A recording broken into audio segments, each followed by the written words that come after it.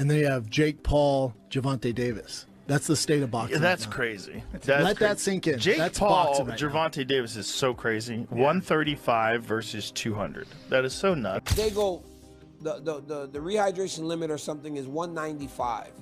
And he goes, wait, I thought it was 190. Dean, that's bad. Because you know what that tells me? That tells me that even he recognizes that he's too big for him. Yes. He recognizes that he's too big for him. One thing that is not the common thing to have in a contract if I'm Tank. A ladder. A ladder. Can I get a ladder? Somebody? You know what I mean? Hey, look, all kidding aside, if he hits him on the chin the way he can punch, Jake might be doing a dance. You know what I mean? Not voluntarily either. But we'll get into that more later. On a recent podcast, Joe Rogan analyzed a highly anticipated Jake Paul versus Gervonta Davis showdown, warning that this could get ugly. He pointed out the massive weight difference between the two and stressed that weight classes exist for a reason. While acknowledging Jake Paul's size and power advantage, Rogan highlighted that Gervonta's superior skill and lightning speed make the fight compelling. Yet the physical disparity can make the matchup dangerously one-sided. My opinion is, I just want to say, in case someone calls me into court, I'm a fucking idiot and I don't know nothing. And don't take my advice. I love the Saudis. Don't take my opinion. I love the Israeli government. I love everybody. That had nothing to do with them. That was Jake Paul promoting it. You know, it's just doesn't bother me. There's compromising the sport, and that's like bad. It's just like if I bet on it, watching it with people who are so in on it, and then also man, the sports betting apps, they introduced like chat apps in them in Australia, so it's like they're trying to take the place of social media companies where you go together and you meet your friends. Like betting should be exciting enough without having a weird. They're just trying to draw you in. They're just trying to make money, right? So they're trying to draw you in. Joe Rogan repeatedly highlights how ridiculous the weight gap is between Jake Paul and Gervonta Davis. Paul has been competing near cruiserweight, around 195 to 200 pounds, while Davis has spent nearly his entire career at lightweight, roughly 135 pounds. It is happening. WBA lightweight champion Gervonta Davis, who's unbeaten in 31 professional contests, takes on the self-proclaimed problem child, Jake Paul, one of the most influential and marketable global personalities. Paul and Davis square off in Miami after doubts around the fight being sanctioned in Georgia triggered a change in venue. Neither fighter can weigh more than 195 pounds. The weight is perhaps the most surprising factor. Paul has boxed most of his career around 200 pounds, the cruiserweight limit, but did tip the scales at 227 pounds when he faced off against Iron Mike Tyson last year.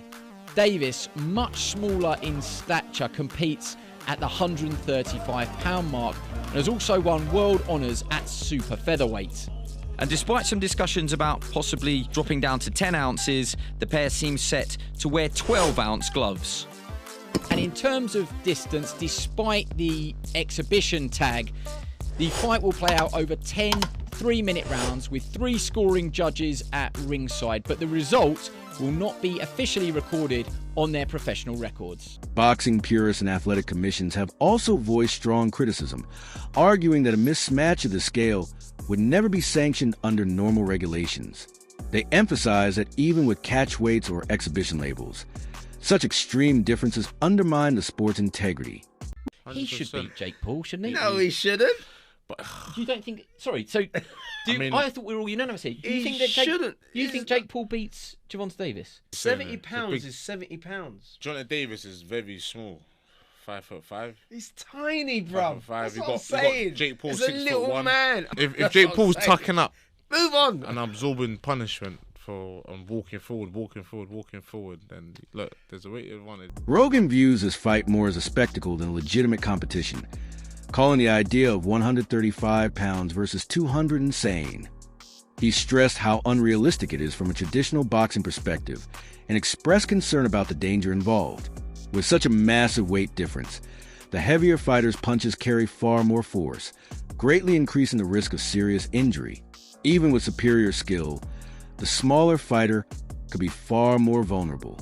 In boxing, so you got Canelo Crawford, you got Mike Tyson, Floyd Mayweather, that's happening, and then you have Jake Paul, Gervonta Davis. That's the state of boxing. Yeah, that's right now. crazy. Let that sink in. Jake That's Paul, boxing right now. Gervonta Davis is so crazy. 135 versus 200. That is so nuts. They're all expedition. None of them are.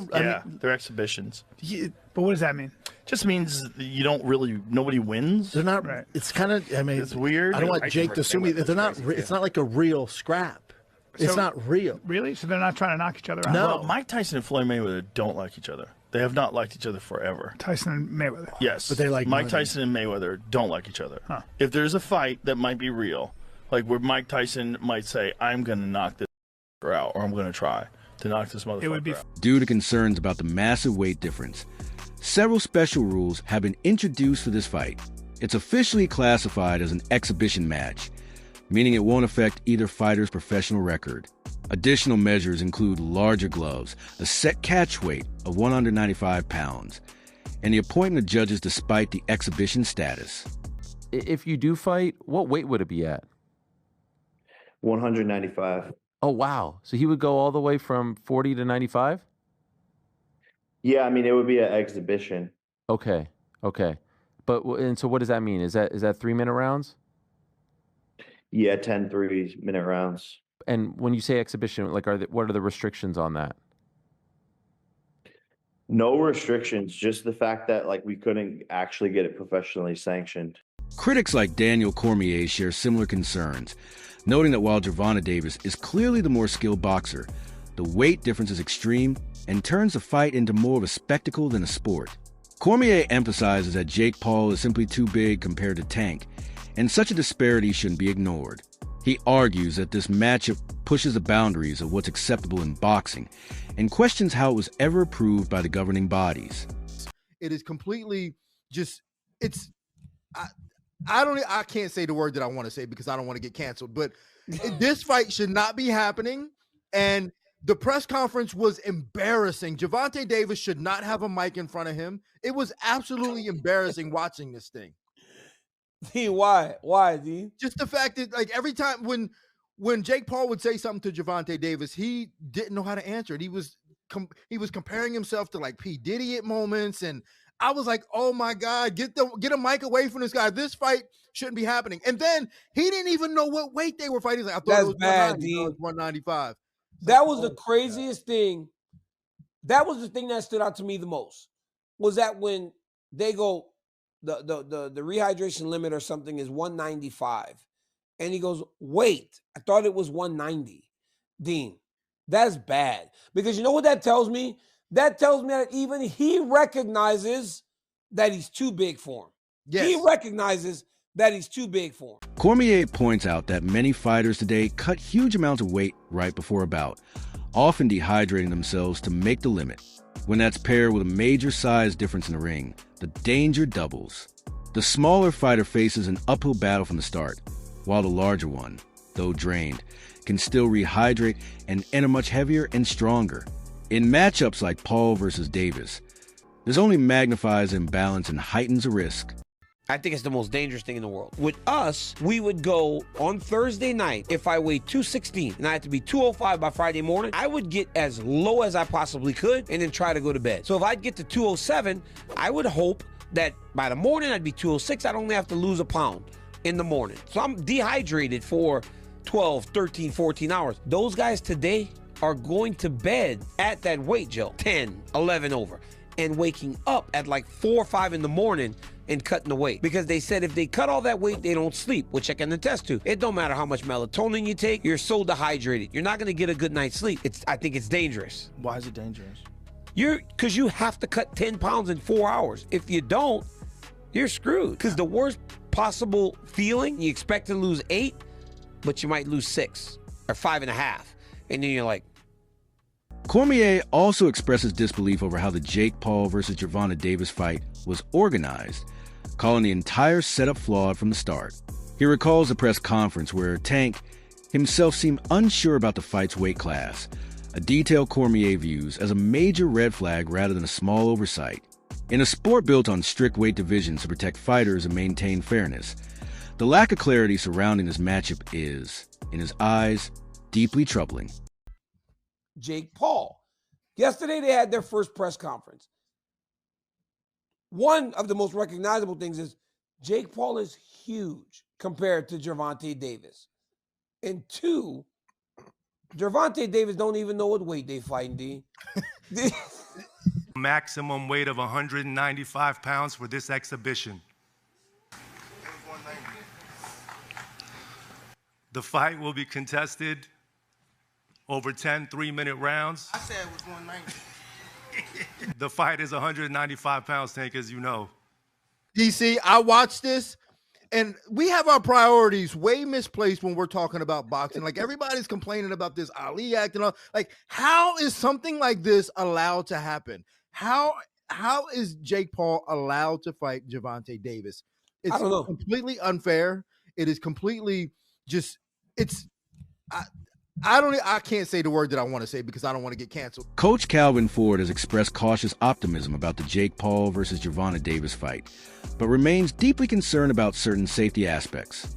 He acknowledges that the size difference is extreme, yet notes that since Davis agreed to the terms, there's no turning back.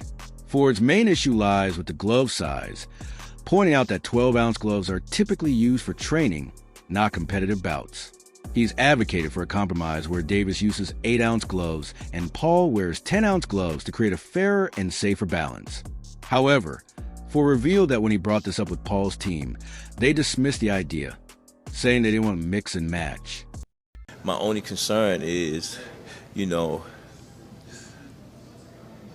the gloves. You understand what I'm saying? Because we don't fight in 12-ounce gloves. We don't use 12-ounce gloves. That's training gloves, you know what I'm saying?